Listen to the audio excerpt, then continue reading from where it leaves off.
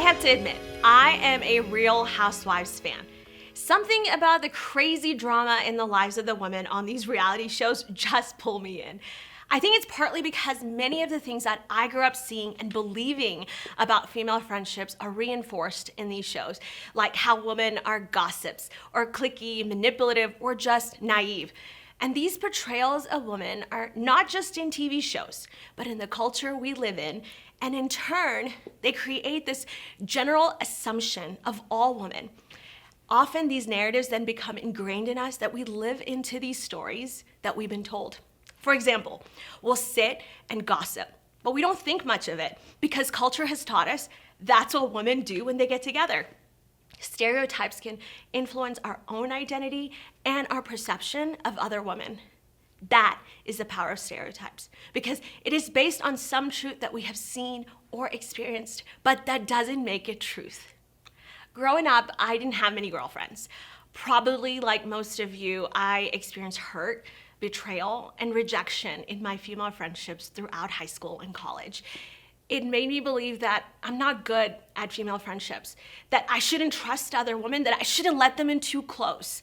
But here's the thing, that made sense because it was the reality that I experienced. And my mind wanted me to believe this was truth to protect me from going through pain again. Then during graduate school, I saw my roommate have these beautiful female friendships. Her friends didn't compare or compete with each other. They celebrated one another. They weren't cliquey at all. They welcomed me in right away. They shared clothes and laughter, shared deep things and about their personal lives, and they gave advice to each other. They didn't gossip about each other. They showed up for one another. For the very first time in my life, I experienced a healthy friendship with a girl, and my mind began to shift because the narrative that I had held as truth was no longer true. Listen, I went from being a person who avoided female friendships to someone who authentically loves being with other women. I write devotionals for women. I travel and speak at women's events because one woman, my college roommate, lived differently than the stereotypes that society spoke about women. The only way to change the narrative that media and culture portrays about women is by being a different type of woman. My oldest is a girl. And when she was born, I made a decision that I was going to show her a different type of woman than what society and culture says, so that when she hears the stereotypes that I heard, that women are gossips, cliquey, manipulative, or naive, she wouldn't believe it because she didn't see her mom live that out. And what's been so rewarding, healing, and inspiring to me is watching my 11-year-old daughter be so amazing at female friendships. She's not living into the cultural stereotypes. She's living in the culture I helped create for her.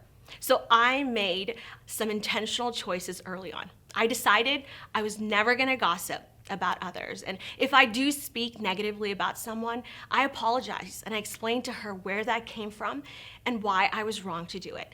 I also decided to never speak poorly of myself, comparing myself to others or wanting what they have in front of her. Lastly, I always speak honestly at her level about the things that are happening in our world, from bullying to dangers of social media, from forgiving people to speaking up for herself, so that she isn't naive but wise. This one has been the hardest one for me, but I know stewarding and training up a child requires hard conversations. Friend, we can't wait for the world to change. Changing the narrative starts with us.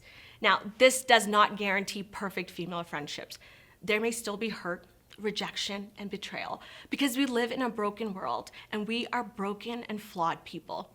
Relationships will always be risky, but we are created to be relational. We need people. For me, especially after becoming a mom, I longed for female friendships because you feel this deep need to connect with someone who just gets you without having to explain all the things, where you can just be authentic about your struggles, ask questions, and celebrate the little things in your motherhood journey. Because as glorious as motherhood is, it can be lonely. And as amazing as your husband is, he doesn't understand female hormones. And honestly, sometimes you just need a crock pot recipe for dinner. We need people. So let me share two things that have helped me develop authentic female friendships. First, remember, friendship is not meant to be easy. I'm gonna say that again. Friendship is not meant to be easy. All of us, every human being has an innate need to feel seen and loved. In this world of social media, we get this false illusion of feeling seen, and we are constantly striving to get those hearts. And when we get them, we feel good, but when we don't, we're disappointed and depressed.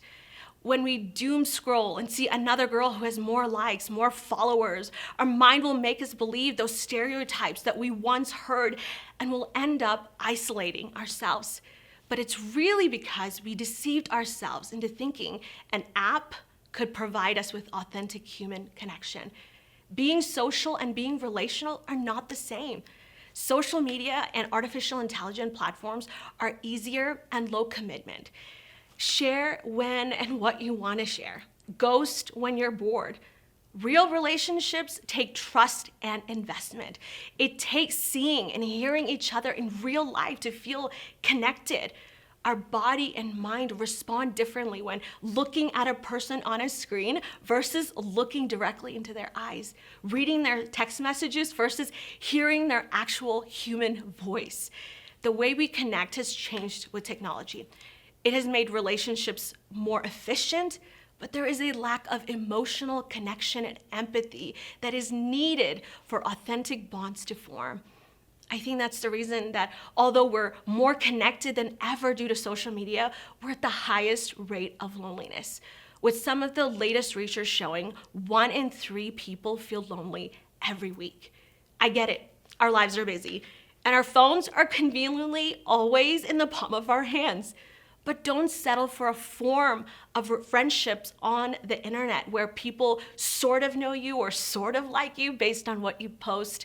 Cultivate authentic connection with the people that are in your world so that you feel truly seen and loved based on who you really are. Number 2, friendship is not meant to be tidy. I'm a pastor's wife, and often the church can be like a revolving door. People come and people leave for whatever reason. And sometimes when people choose to leave our church, they choose to leave my friendship. Several years ago, one particular friend left, and it was very painful because there was no conversation for me to get closure, just an unfollow button to mark the end of our friendship.